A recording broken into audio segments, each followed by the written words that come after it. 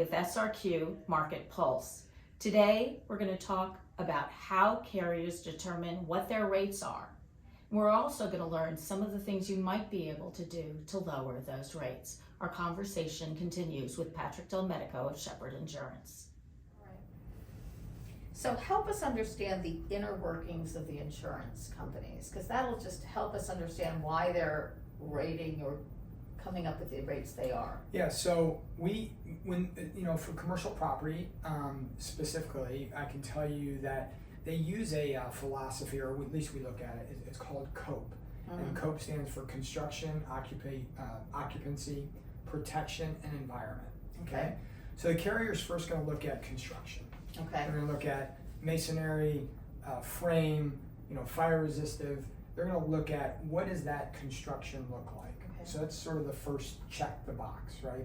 Then the second thing is going to be age of construction. Okay. Right? Huge. Location to water. Right? Okay. Any updates that have been done. And what we're finding also right now is the roof age.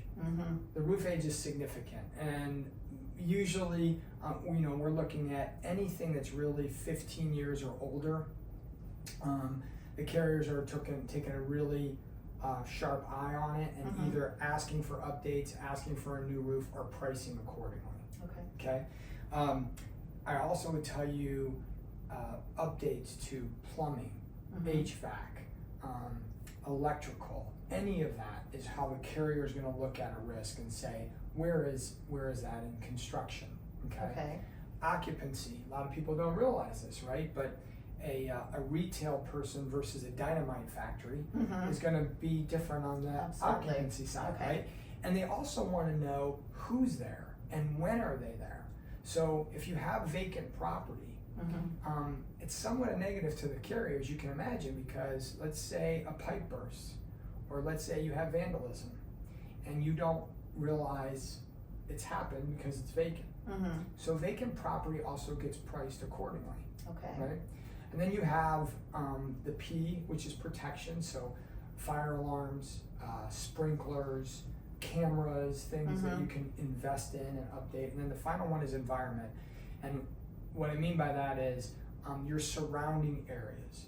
A lot of people don't realize that, especially after Ian, there was so many wind-driven debris that we've had experiences before where we've got a really good risk, but they're next to a company that maybe spray paints patio furniture, and it's all outdoors, or they have their stuff outdoors, and that debris could affect our risk. So they're doing, global pictures of it, and they're looking and they're saying, hey, that guy next to you has debris everywhere, and we really don't like that risk. Does that make sense? And there's nothing you can do about it. There's nothing you can control about that. And then the other thing, which is also interesting, is crime rate in that particular area. So they're doing crime ratings now. We're starting to see that happening. So there's a lot of things that the carriers are using to rate the risk that they prefer. And it's our jobs as insurance agents to educate our clients through that, and make sure that they're taking the proper steps, and oftentimes spending the right amount of money to make the updates that they need.